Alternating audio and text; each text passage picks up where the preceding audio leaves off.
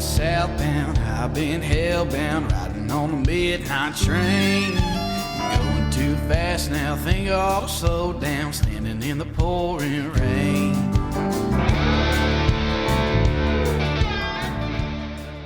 What's up, guys? Tristan and Tony back with the One Hell of a Life Outdoor Podcast. You might notice it says Grandpa Vogel, and let's go. Kade and I are expecting July 24th. We just put that news out into the world, and Tony's going to be a grandpa. That's right. Hey, son, I'm sorry in advance. I'm going to be holding on to that baby more than you can even imagine. Hold on, I got to put Do Not Disturb on my damn thing here. I was getting texts. But yeah, so wanted to hop on here and do a podcast. Obviously the setup's a little bit different. And as you can see, we're not together, but I'm at my house and Tony's obviously there in the studio. You don't get to see that view of the studio very often. Mm-mm. Actually never, because the way we have the podcast set up. But yeah, the table's actually over here.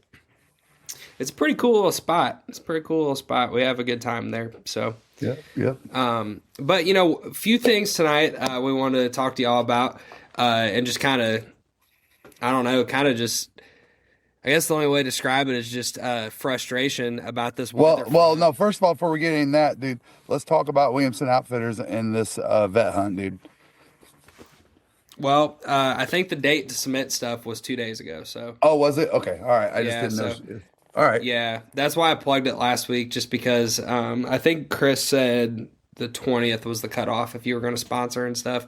But regardless, check out Williamson Outfitters. They're one of our sponsors on the podcast. And not even just ducks. Like, they have a lot of great diver duck opportunities, obviously, but duck season's over. They do fishing and stuff all year. Gigging, gator hunts, inshore, offshore fishing. I mean, it's like a outdoorsman's paradise.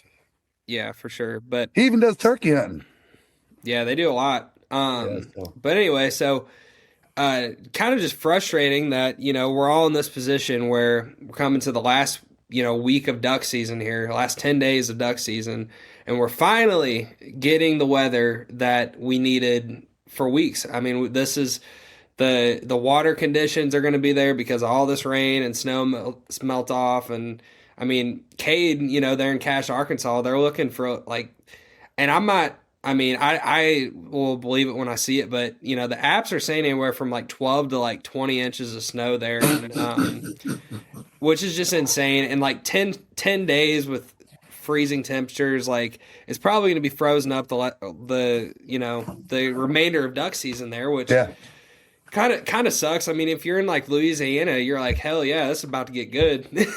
But the boys in Arkansas and anywhere else kind of in that line are kind of cussing right now.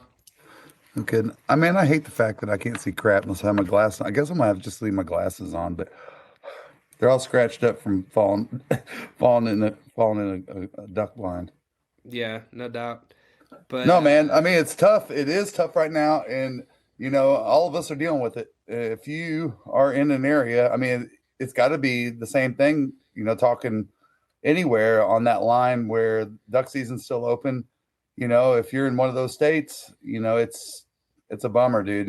I don't know, Tennessee's probably one of those, maybe Ohio. I'm not sure about, and then the northern parts of a lot of our states in the South, are going to be dealing with it. So, yeah, it's a bummer, dude. And, I feel sorry for all the hunters that, take their time and their money and put their PTO in and plan this stuff out a year in advance. And, man, a lot of outfitters just gotta shut things down, Yeah.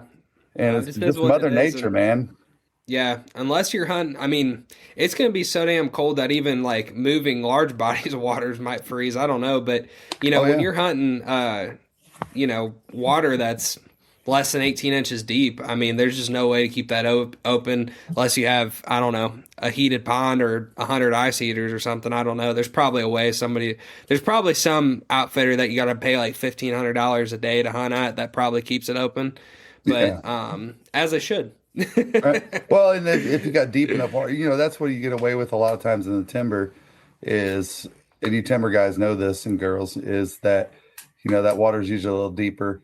The trees actually help keep the water temperature up, so you timber folks are it's probably going to be a banger. If you have deep enough water on the positive side, and you can stick it out and you're tough enough, and I know there's some private outfitters, and people with private land that have the same type of habitat. I think you guys are going to just like potentially really jam them. I mean, jam them good. I mean, honestly, but when it comes to the rice field setting and stuff, and it comes to geese, they're all going to be heading south, bro.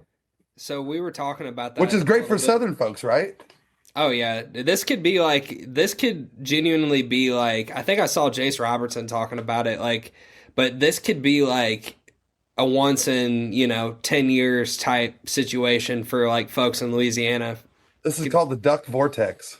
I mean, like, we got that really good one that we hunted in Arkansas last year, but that may not be even hold a candle to what this does, because this might be like ducks have to leave for survival. Like, yeah. I mean, it's amazing what they will withstand. You know what I mean? But obviously, these ducks that come to where they go, whether you're in the Mississippi Flyway or the Central Flyway, they're not used to what this is about to bring on.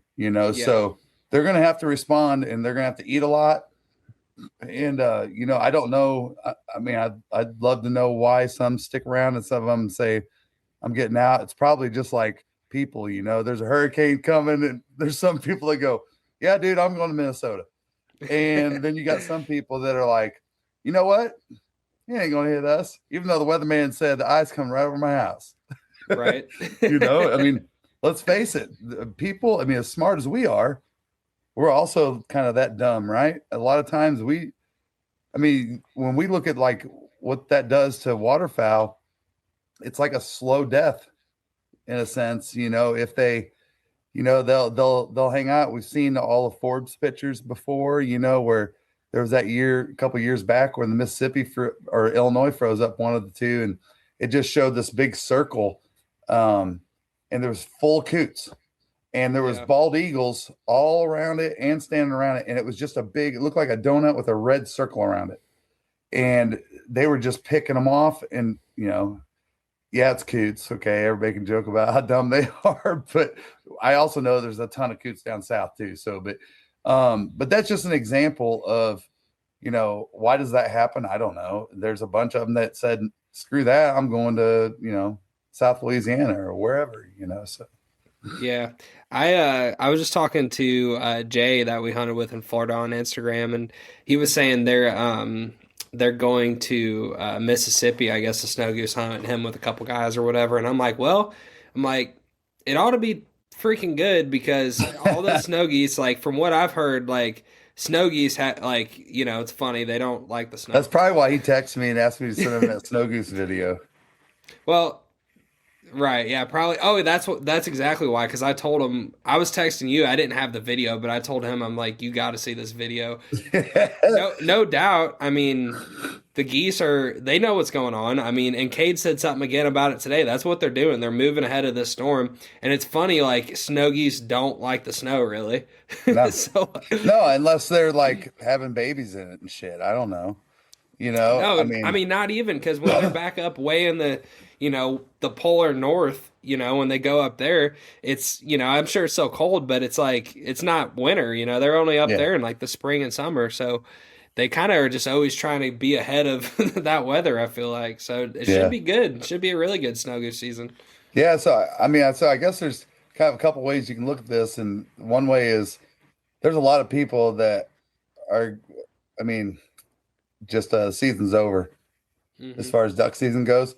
But for y'all in the South, I hope you guys shoot them in the face so hard. Like, I want to see people like post stuff that are like, dude, legendary hunt. This never happened. I think we're going to see some stuff like that, man. I hope so, because it's been, just about everybody I talk to. Sure, there's people that are just going to always smack their ducks or whatever, but across the board, it has been a tough duck season for just about anybody you talk to. Yeah. Well, and you know what? I'm thinking about this from a numbers standpoint and how crazy duck hunters really are, because we've been there. And literally, I could definitely not, I will not throw shade at a single person that's just like, bro, I had like this 3-day trip booked with this outfitter and a flight and all this stuff, and they canceled it and just rebooked it all and just said, I'm going south. I'm migrating south with the herd and I'm chasing them, dude. I mean, there's going to be y'all that do that. I'm not going to be that guy or gal, but I think if you put the work in, man, and you do it, I think that you're gonna wreck them. You Yeah, I know, hope so so. good for y'all. I mean, I really hope that that's what happens. Yeah, around there, about Texas, Louisiana, those areas. Yeah. Yep. Oh, I gotta get a beer. Mississippi. No, but a couple other. Oh, look at Ike in the background. Aw. There's Ike, though. No, a couple other things. So obviously, got the merch, got the new hat on. But if y'all like what we do here, check out OneHellOfALifeOutdoors.com. We got all kinds of merch on there. The other thing that I wanted to talk about is a new thing we're doing on the podcast, where basically once a month we're just going to have a random listener. And what I think is cool about this is just like I thought about this last night, and we're always thinking of ways to like get more involved with listeners and like build a community and things like that. And I don't think there'd be a better way to do that than to just do a drawing every month and have just a random person on the podcast. You know, we're definitely not the podcast where it's like every guest has to be this like prestigious guest or something like that. Right. But, you know, we, at the same time, like we also like do our research and try to get people on that, you know, we're like, oh man, they really know their stuff. But the flip side of that is and I said this in my video today, is we all know that guy that knows so much about or gal about waterfowl, about deer, whatever, that doesn't even have a social media presence potentially. No, that knows more knows more than we'd ever forget. So that's kind of my thinking with this. And of course, just getting to know you guys. I mean, I just think it's going to be cool. Like, you know, Theo Vaughn, and this isn't really what triggered me to think about this, but he does something similar on his podcast where he'll just have like a janitor on or like a police officer. Yeah. And it's just a random like janitor. Like, or he had a lunch lady on one time. Well, no. And then this winter, elevate your outdoor pursuits with Williamson Outfitters, offering professionally guided experiences along Florida's Forgotten Coast. From coastal duck hunting to inshore fishing, every Williamson Outfitters trip is led by a seasoned captain, delivering world-class adventure with true local expertise. From small private groups to large corporate retreats, Williamson Outfitters' fleet of well-equipped boats and experienced guides provide first-class winter outdoor experiences for sportsmen of all ages and skill levels. And for those planning ahead, Williamson Outfitters is already booking spring and summer charters. Secure your fishing, flounder gigging, and family adventure dates now before their calendar fills up.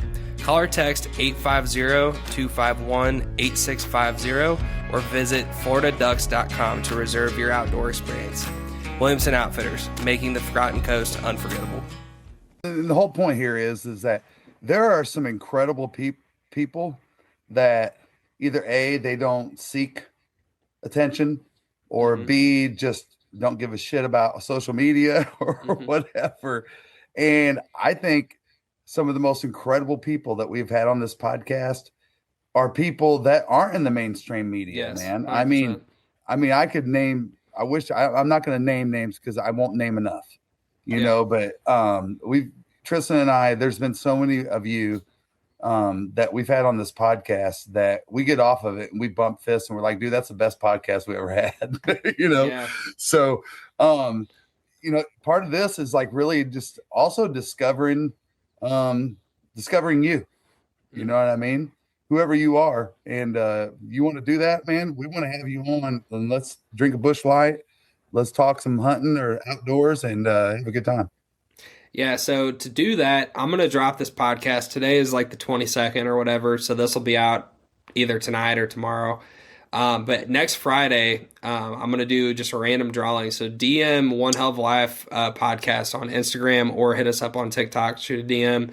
And if you shoot us a DM, I will put you into that drawing. I think the way I'm going to do it is like, unless it gets too crazy, I think the way I want to do it is like once you enter into it, you're still in there until you get pulled. So like you don't have to every week like keep, you know, putting your name. Yeah. You know what I mean? Because that would be kind of annoying. But like if you come on the podcast, obviously you're not going to be in that drawing anymore. So, well, and let me be quite frank with you. If you put your name in and we see that you're not following any of our shit, you're not getting on the podcast.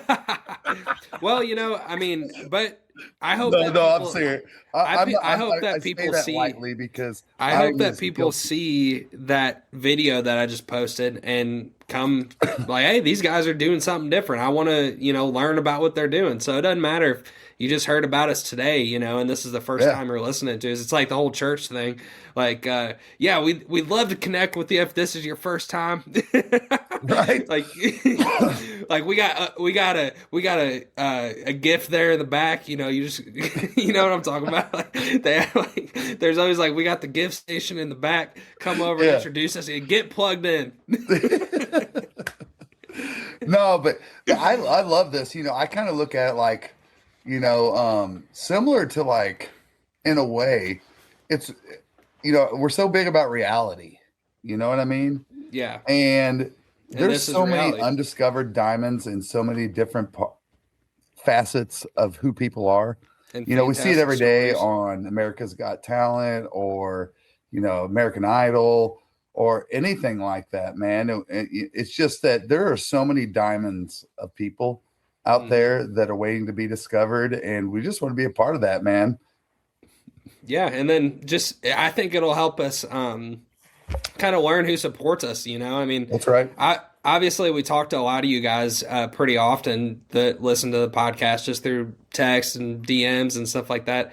But I think it, you know, even some of you folks that we talk to on a regular basis, you know, it's like some of you folks we've never met before. So it's like to be able to have those conversations and, you know, one that just comes off the top of my head is somebody that when we had Colton on the podcast, somebody we've hunted with thousands of hours, but you sit down and have an hour and a half uninterrupted with somebody, you learn so much about their life. And then you end up leaving like feeling inspired or feeling like, holy cow, like, you know, that was a cool story or whatever, you know? So it is really neat. You know, I mean, there's nobody that, honestly, there's no hunter that doesn't have a cool story to tell. I'll tell you that. Yeah.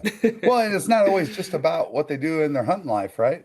Yeah. I mean, we know so many people that either, you know, it's something that they do, you know, maybe it's a veteran that we had on and something they did that was incredible or, you know, it doesn't matter what it is. It doesn't necessarily have to be hunting. I mean, yeah, they're in the outdoors or they're a hunter or a fisherman or whatever it might be. And that is kind of like how we connect. But at the same time, you know, there's some great people that have professional careers that do what they do that, man, I want to dig into some of that if they allow us to, you know. I mean, I'd love 100%. This show to be more of just like when you listen to us, like, dude, we're not going to just sit here and talk about, you know, what we did in the green timber, you know, to get them mallards to fall through. If we came out of a podcast with some kind of you know, you're a salesperson and there was some guests we had on that gave some kind of power tip on how to improve your funnel, dude, power on, right? I mean, that kind of stuff I like outside of just the hunting stuff that we talk about that's just an example. Yeah, no, I totally agree. And I love that kind of stuff too. I think a lot of times what we find ourselves doing is you get an hour and a half into the podcast and then you're like, shoot, man, we could have a whole hour and a half on everything else, you know, but I definitely love hearing about business stuff. And I'm a big, like, I know you are too, just like wherever you can being in sales, it's like, you're stupid to not try to pick up a little business tip or a little, you know, thing here or there. And outside of that, just the way people, you know, make a living, because the fact of the matter is none of what we do in the outdoors is cheap. So it is interesting, especially when people are successful hunters, you know, it's like, okay, what do you do to be able to have the time off to go do that or to have the freaking badass gear you do? You know, it's interesting to hear those stories because then it's like motivation to you. You're like, damn, okay, that's never heard of going that route before, man. That's right. Well, you know, I was just, and I've been making a point of doing this, and I think I mentioned it on the podcast before, is that, and I'm just going to keep doing it because I don't think enough of us do it, and I'm going to keep pushing this, is that man, we have a brother and sisterhood in the hunting community that is like nothing else. I mean, we really do. It is and that's why so many veterans love it. There's like a camaraderie factor, and this blood. We all know it, right? I mean, we have that buddy, that friend, that mom, brother, sister, grandpa, whatever it is. It's this lifeblood tie, right? That we have. And why don't we talk more about what we do to that consumes most of our life, right? And that's the professional side of it. And very few of us do this for a living. I mean, of course, Tristan and I do this for a living for nothing, but it's it's a full other job. I'll tell you. No, I tell people all the time, it's just like an artist trying to make it. I mean, it's crazy to me. Like, I always like to use the Chris Stapleton example. Is if you go back and listen to some of his early shit, you're like, dude, why don't they play this all the time? Yeah. I mean, it's just, you're like, I never even knew who he was then. But no, we need to learn more about each other on that side of it and help each other out. I mean, like, network. Like, if you're in sales, the lifeblood is, it's not what you know, it's who you know, right? Mm-hmm. Everybody knows that saying, right? And every time I go in the blind now, and I did it last weekend in Arkansas, I said, hey, my name is Tony, introduce myself or whatever. And I was helping out with Kade or whatever. And, he had some guests in there that were hunting, and, they all took turns telling me what they did, and dude, you don't even realize how many conversations, how many opportunities you may have left behind by not having that conversation with, hey, what do you do for a living? Yeah. And I want to make a push on that in our community, because what better of a soft close, lead in, whatever you want to call it, introduction, whatever, than somebody that you're in a brotherhood with, you know what I mean? Sisterhood, well, that kind of thing. So I hope I'm making sense what I'm talking about, but I think it's very important that we utilize that. All of us do. It's funny, and I know you've ran into this several times. I've ran into it a handful of times. When you're on a sales appointment and you walk into that dude's office and he's got deer heads and he's got ducks and all that, and that just happened to me this week, and I was just like, all right, I got to talk to this guy. And we were talking about duck season and stuff, and he was telling me how they went out with 11 guys to Arkansas and were out there for a week or whatever and shot 50 ducks, which, I mean, not terrible hunting, but, you're out there for a week with 11 guys, it's like, obviously probably expectations were a little bit higher than that, but we were just talking about how tough it was. But, to your point, like, just keeping your eye out for those things, and just, I mean, obviously that's an obvious one when you walk into somebody's office, but I was like, I love those opportunities to kind of just share the outdoors with people, especially in business, because it just is such a good icebreaker. Well, I mean, Tristan, just think about, and I want everybody that's listening to right now, just pause and think how many people that you have shared a deer hunting camp with, a duck blind with, you went on a canoe trip, whatever it is outdoors, right?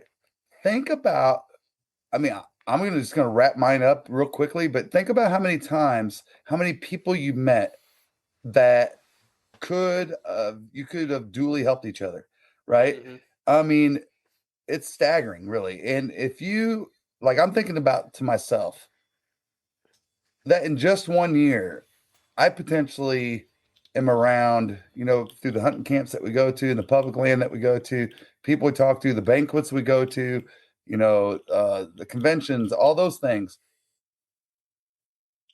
It makes me sad that I haven't done my job, so that's my big focus for 2026, honestly. And I'm going to push it big on this podcast. And hopefully from me doing that and getting in your brain, that I'm going to help make you more successful person or whoever you meet. I mean, I've been in business a long time, and it couldn't be truer. That's more about who you know, not what you know. Yeah, no, 100%. So I learned that the hard way from my time in packaging. That's definitely how that world is. But no, let me get a beer real quick. well, I'm gonna pause it real quick because I gotta get one. How do I pause this podcast? Can I pause it? I don't know if wait, I'm gonna pause it. What's up, guys? Tristan here. If you're like us, you need gear that's going to stand up to the elements and not break the bank. That's exactly what we love about Frog Talks. They just dropped their brand new Oxbow waterfowl series, and let me tell you, this stuff is built for serious hunters who don't want to quit when the weather turns nasty. It's tough, lightweight, and waterproof. Everything you need when you're out there chasing ducks. If you're looking to upgrade your gear this season, head over to frogtalks.com and use code OneHellOfALife Outdoors at checkout for 15% off your order. Right on.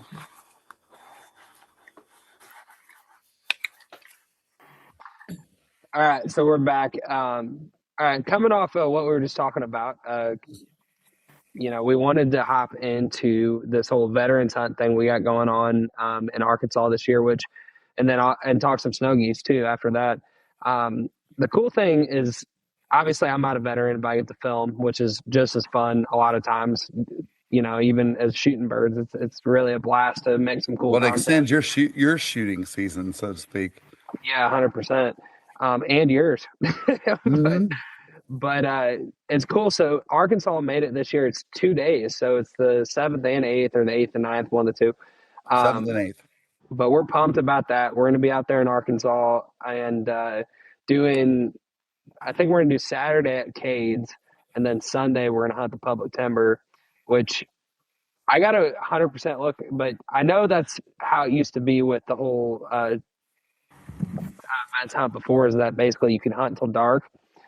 And I need to confirm, we need to look up and confirm that, because basically the way they did it last year is it was 1 day and you can hunt all day long, even on public. I don't know if that's how it's going to be for both days or if they're just doing that for the second day, whatever. But regardless, the fact that they're opening it up for 2 days is awesome because it gives us a lot of flexibility. I'm just hoping with the way this duck season's been and this weather front, man, the ducks should be Arkansas and south. So February 7th and 8th, as long as it doesn't continue to freeze all that time, if we get a warm up, it should be really damn good. But I don't know. ChatGPT says. You're not going to be able to see it.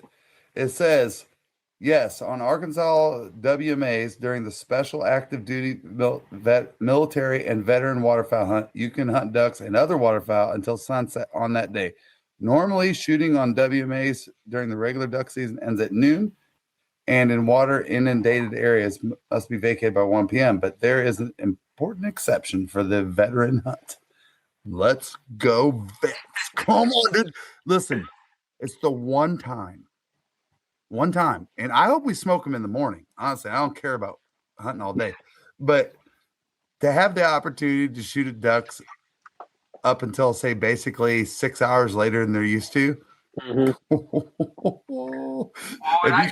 if you can't shoot them, I don't know what to say, man. If we come out of that day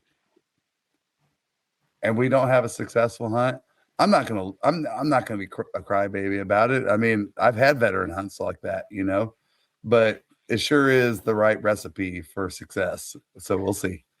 Yeah, and I think what's exciting about it is a couple things. One, in theory, there's not going to be as many hunters. There's youth involved too, so that's cool for them too. By the sheer numbers, there's not going to be as many hunters, you would think.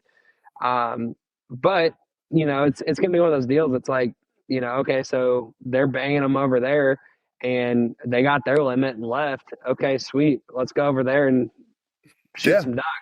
You have all day. Yeah, exactly. So that's kind of what I'm looking forward to. I think even if the morning doesn't start out that great, I think you having all day like that, you have time to make some adjustments that you would never be able to do any other time, because every hole is being hunted and all the pressure and all that, and then obviously be on there. Dude, let's talk about that for a minute. No, for real.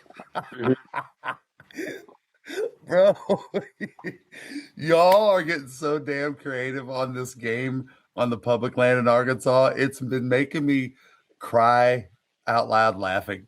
When I saw somebody on a horse, I was like, I thought it was AI. I was like, no way, that's bullshit. And I looked, and it wasn't.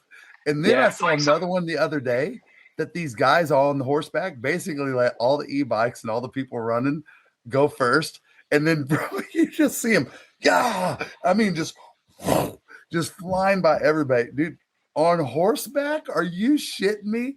Dude, this is good stuff. I mean, talking about pulling a strategy move. I like it, dude. I love it. What about the kid in I don't know if it's good stuff, but it's funny stuff objectively. Dude, what about the dude that is on the gate and he just jumps over the gate and he's in white tennis shoes and like looks like swimming trunks? Oh yeah, I think I saw that one too. No, yeah, there's a lot of guys that'll be out there in cleats and freaking whatever, you know.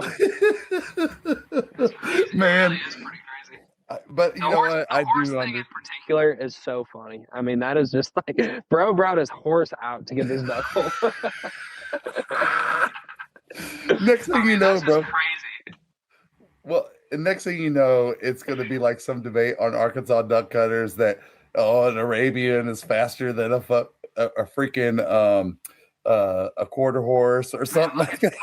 Look at you dropping on your F-bombs or working on dropping your F-bombs. I am. I'm working on my military voice.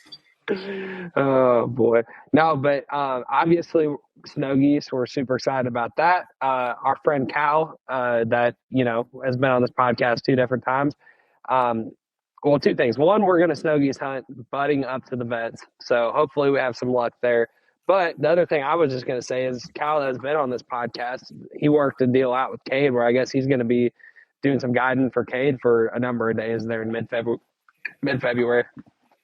Dude, listen, I can't bring up Kade and Cal in the same sentence without talking about what Kade did to Cal, dude. This is one of the best setups I've ever seen of a new person getting introduced into like the brotherhood of Cache, Arkansas that I've ever seen in my entire life. So, wait. huh? I think I know what you're about to say, but do you think Kade did this to mess with him? Or do you think it was 100% he did. Really? 110%. So, and I'm going to chop this up, I know, but here's the gist of it, y'all. So Kade's got, hunters that are coming in, paid hunters and all this stuff. And Cal came in and as a paid hunter as well, but he's also like, when I introduced Kade or Cal to Kade, Cal he's a great goose hunter. If you guys follow us, you saw that I went up there to Chicago and smashed honkers with him. He lives up in that area, but he's also an incredible snow goose hunter. He really knows how to whack them. Well, I'm telling Kade all about him, build him up this whole time, before they meet and everything. And Kade just knows him as a goose smasher, So Kade apparently tells his clients that's going to be in the same blind with Cal that Kade, and I'm going to chop this up, but Okay. I thought you were into he tells those clients that y'all are going to be hunting with a buddy of mine that's an 8-time Tokyo goose calling champion, and then like a 7-time something like Bulgaria but like different places of the world. And Cal has no idea that Kade has told these clients this. Yeah, that's right. So Cal, I want to have Cal on, let him tell the story from his perspective because it's incredible. But Cal said that he gets in the blind. What's up, guys? If you want coffee that doesn't suck, you probably can guess what I'm going to say. Get the Duck. Dirty Duck Coffee is the official coffee of the One Hell of a Life Outdoor Podcast, and they have a great lineup of different coffee blends, everything from Morning Wood and First Flight to Dark Dynasty and Suns Up, Guns Up. You can't go wrong with Dirty Duck Coffee, and they have a great lineup of cold brew cans, mocha, French vanilla, original cold brew, and cinnamon teal snickerdoodle. If you want 15% off your next order, use code One Hell of a Life 15 on your next order. then these guys, like he said, I'm getting my bag ready and doing all this stuff. And I hear somebody say something about a trophy and everything. And he goes, I really didn't pay it much mind. I'm like, what are they talking about? And everything else. Well, apparently, I guess some geese fly in and they were close to shooting or whatever. And Cal turns around and looks down the blind, and every one of them are staring at him. Like, what are you gonna do? Like, what do we do? 8-time world champion.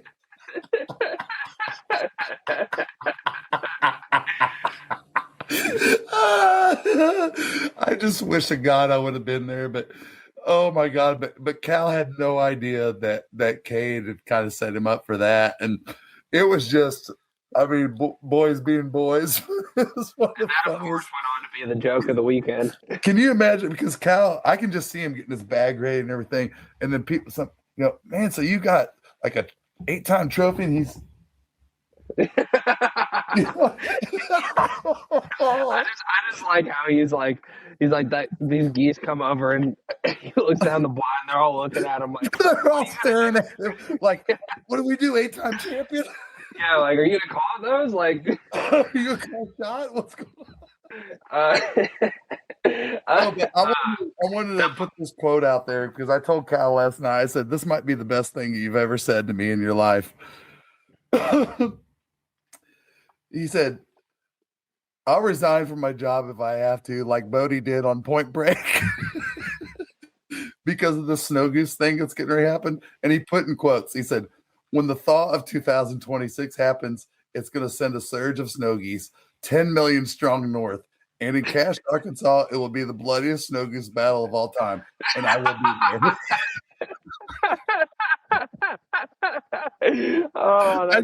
That's the best thing you've ever said in your life. Well, I thought where you were to go with that story. This is another funny one from that trip is so Kade, which I didn't know where you're going with this, but my understanding is Kade and Riley and company saw a bunch of geese in this field or whatever, a bunch of snow geese in this field. And Cal's like, okay, well, let me try to figure out these snow geese, let me get out here or whatever. And Cal just kind of did his own thing and went to hunt in this field or whatever. And Cal said he started setting up and he's looking around. He's like, all these geese around here are all in, rice fields and bean fields and whatever. And then he's looking around and he's like, Kade's got me out here in the cabbage field. There's like little cabbages growing around. And he's like, oh, he's messing with me. He's like, we're gonna see how good. He thought he put him in the cabbage field to we'll see how good of a snow goose hunter he is, see if he can come out. That's what Cal was thinking. But Kade was like adamant. He's like, no, there was geese in that field, which I believe Kade too. But it was funny. Cal was looking at it like, man, he's setting me up. Because we all know dude. The snow goose spread is so much fun. No, but man, let's just think about this on a very logical level, and that is, this freeze is pushing so far deep. I mean, to where outfitters in Arkansas are canceling all duck season through the 31st, right? The thaw starts to happen on the 3rd into the 4th, and dude, snow goose hunting. It's going to be stupid, dude. This is the best setup for rocking snow geese, at least in Arkansas and everybody on the way up north, because, in theory, we should get a longer snow goose season. It should be more of a trickling effect because, those juvies always go later than the adults do. But you're talking about, Tristan, if you can flash that video, man, I saw, and this is saying something. I'm not saying I've seen it all because people that live there would be able to beat me probably. But man, I've been going there, 5-6 years now. Yeah. And I had never seen anything like that on a flight. It was V's. We all see the V's, right? Like there's a whole V's. They're going and there's, 10,000, 20,000, 50,000, whatever. This was it looked like something was taking over the earth.